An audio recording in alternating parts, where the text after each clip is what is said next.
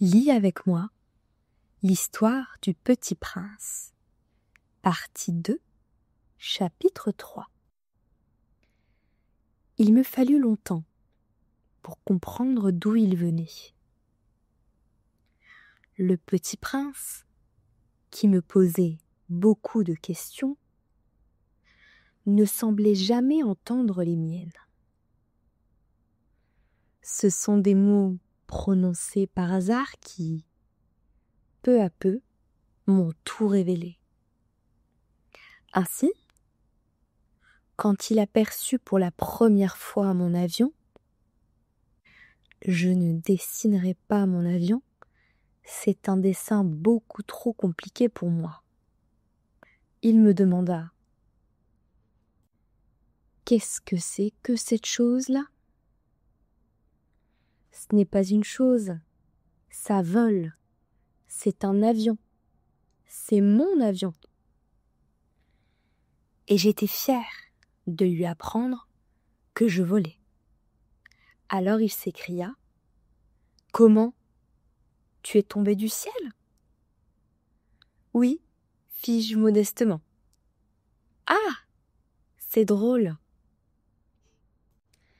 Et le Petit Prince eut un très joli éclat de rire qui m'irrita beaucoup. Je désire que l'on prenne mes malheurs au sérieux. Puis, il ajouta: alors toi aussi tu viens du ciel. De quelle planète es-tu? J'entrevis aussitôt une lueur dans le mystère de sa présence et j'interrogeai brusquement: tu viens donc d'une autre planète? Mais il ne répondit pas. Il hochait la tête doucement, tout en regardant mon avion. C'est vrai que, là-dessus, tu ne peux pas venir de bien loin. Et il s'enfonça dans une rêverie qui dura longtemps. Puis, sortant mon mouton de sa poche, il se plongea dans la contemplation de son trésor. Vous imaginez combien j'avais pu être intriguée par cette demi-confidence sur les autres planètes. Je m'efforçai donc d'en savoir plus long. D'où viens-tu, mon petit bonhomme? Où est-ce? Chez toi? Où veux-tu emporter mon mouton? Il me répondit après un silence méditatif. Ce qui est bien avec la caisse que tu m'as donnée, c'est que la nuit, ça lui servira de maison. Bien sûr. Et si tu es gentil, je te donnerai aussi une corde pour l'attacher pendant le jour et un piquet. La proposition parut choquer le Petit Prince. L'attacher? Quelle drôle d'idée! Mais si tu ne l'attaches pas, il ira n'importe où et il se perdra. Et mon ami eut un nouvel éclat de rire. Mais où veux-tu qu'il aille? N'importe où? Droit devant lui? Alors le Petit Prince remarqua gravement: ça ne fait rien, c'est tellement petit chez moi. Et avec un peu de mélancolie, peut-être, il ajouta: droit devant soi, on ne peut pas aller bien loin. Chapitre 4. J'avais ainsi appris une seconde chose très importante. C'est que sa planète d'origine était à peine plus grande qu'une maison. Ça ne pouvait pas m'étonner beaucoup. Je savais bien qu'en dehors des grosses planètes comme la Terre, Jupiter, Mars, Vénus, auxquels on a donné des noms. Il y en a des centaines d'autres qui sont quelquefois si petites qu'on a beaucoup de mal à les apercevoir au télescope. Quand un astronome découvre l'une d'elles, il lui donne pour nom un numéro. Il l'appelle, par exemple, l'astéroïde 3251. J'ai de sérieuses raisons de croire que la planète d'où venait le petit prince est l'astéroïde B612. Il avait fait alors une grande démonstration de sa découverte à un congrès international d'astronomie. Mais personne ne l'avait cru à cause de son costume. Les grandes personnes sont comme ça. Heureusement, pour la réputation de l'astéroïde B612, un dictateur turc imposa à son peuple, sous peine de mort, de s'habiller à l'européenne. L'astronome refit sa démonstration en 1920 dans un habit très élégant et, cette fois-ci, tout le monde fut de son avis.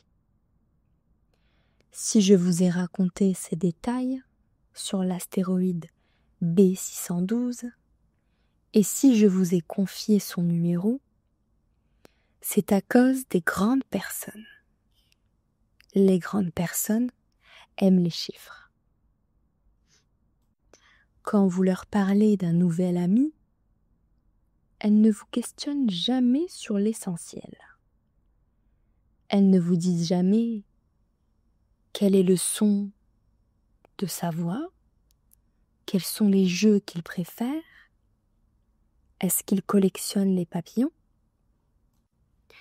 Elles vous demandent quel âge a-t-il, combien a-t-il de frères, combien pèse-t-il, combien gagne son père. Alors seulement, elles croient le connaître.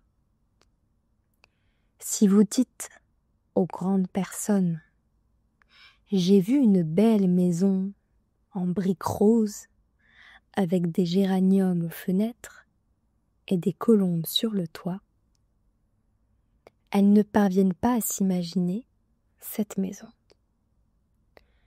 Il faut leur dire « J'ai vu une maison de 100 000 francs ».